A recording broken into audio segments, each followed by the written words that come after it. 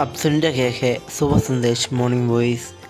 अब प्रभु का दास वर्गीस टीसी राजस्थान से वचन से बांटा जाएगा। सोना चांदी में तो ना मांगू, सोना चांदी में तो ना मांगू, मन तेरे प्रेम से भरता रहूं मैं, मन तेरे प्रेम से भरता रहूं मैं। प्यासा ही रंग जैसे ढूंढे हैं जल को, ऐसे प्रभु मैं तुझे खोज रहा, ऐसे प्रभु मैं तुझे खोज रहा। प्यासा ही रंग जैसे ढूंढे हैं जल को, ऐसे प्रभु मैं तुझे खोज रहा, ऐसे प्रभु मैं तुझे खोज रहा। परमेश्वर के बहुमूल्य नाम की महिमा करता हूँ। एक बार और सुबह संदेश कार्यक्रम में हम सबको स्वागत करते हैं। आइए आज के विचार के लिए हम निकालेंगे नीति वचन की पुस्तक 17 अध्याय की 22 से लेकर के कुछ आयतों। नीति वचन की पुस्तक 17 अध्याय के 22 से लेकर के कुछ आयत। मन का आनंद अच्छी औषधि है, परंतु मन के टूटने से हड्डियाँ सूख जाती है। दुष्ट जन न्याय बिगाड़ने के लिए अपनी गांठ से घूस निकालता है।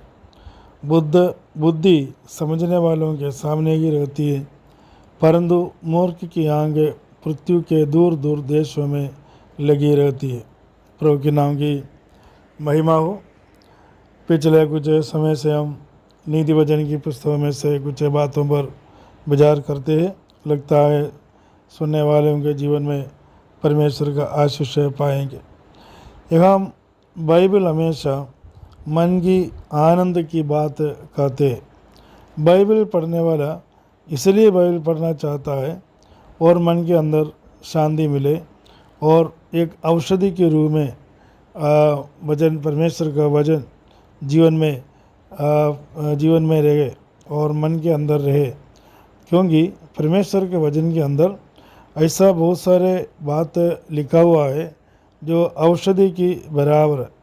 वचन पढ़ने से ही मन के अंदर सुकून मिलते हैं और हर बीमारियों को और हर तकलीफ़ों का जो जवाब है उसी वचन के अंदर हम देख सकते हैं। क्योंकि परमेश्वर का वचन जो है जीवित वचन है और इसके अंदर हर एक बातों का जवाब है।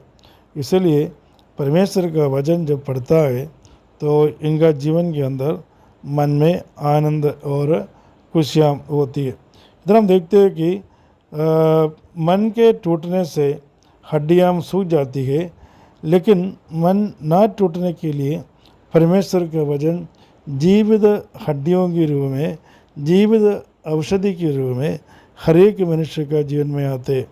और 23 आयत में हम देखते हैं, दुष्ट जन न्याय बिगाड़ने के लिए अपनी गांठ से घूस निकालता है। इधर हम देखते हैं कि एक घूस निकालने वाला या किसी प्रकार की जो सच्चाई को बिगाड़ने के लिए और झूठों को साबित करने के लिए और बुराई को आगे बढ़ाने के लिए लोग घूस लेते। घूस लेना भी और घूस देना भी परमेश्वर के वचन में जो मना किया हुआ है और साथ साथ में भारत के कानून में भी इसको मना किया गया है। क्योंकि घूस देना, घूस लेना परमेश्वर का लोगों के लिए कभी भी अच्छा नहीं होता है। क्योंकि ये जो न्याय को बिगाड़ते, सच्चाई को छुपाते और सत्य मार्ग को बिगाड़ कर बुराई को जीवन में लाने के लिए घूस लोग लेते हैं या देते हैं। और आगे देखते हैं कि लेकिन बुद्धि समझने वालों के सामने ही रहते हैं। जो बुद्धि जो परमेश्वर देते हैं और समझने वाले लोगों के साथ रहते हैं। समझने वाले लोग भी बुद्धि को अपना जीवन में प्राप्त करते हैं। बुद्धि कहाँ से आता है? बुद्धि परमेश्वर की ओर से आता है।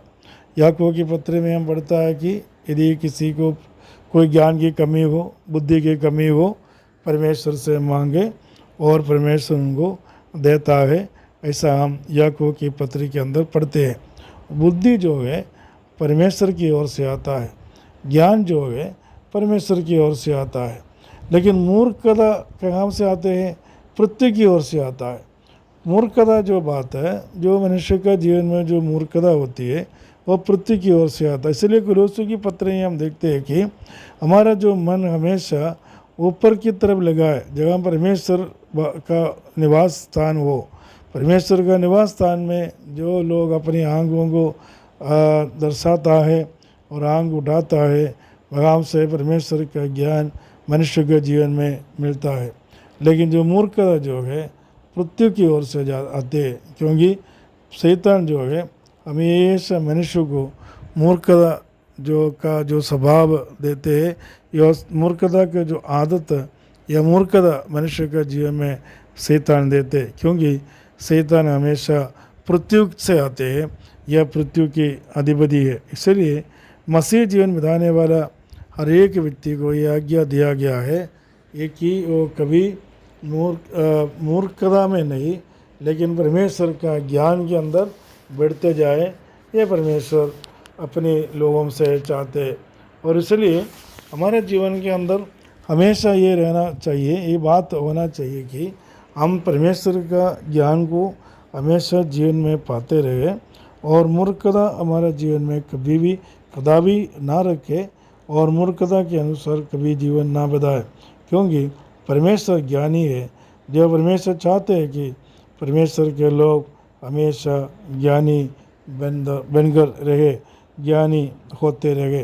ये जो बात जो हम पढ़ते हैं, जो ये इन आयतों में से जो हम पढ़ता है, वही आयत हमको हमेशा प्रोत्साहन देता है, क्योंकि मन का आनंद अच्छा एक औषधि के रूप में। इसलिए परमेश्वर के वचन में लिखा कि हमेशा मन में आनंद बनाकर हमारा जीवन को आगे बढ़ाना है, क्योंकि परमेश्वर हमेशा जो एक औषधि के रूप में परमेश्वर का वचन लेकर हमारे जीवन में आना चाहता है। परमेश्वर स्वयं हमारे जीवन में वास करना चाहता है, हमारा दिल में वास करना चाहता है। इससे हमारा जीवन के अंदर चंगाई होती है, या मन में शांति होती है, मन में आनंद होते हैं। इन वचन के द्वारा परमेश्वर में सहायता करे, मदद करे। प्रभु के नाम की महिमा हो।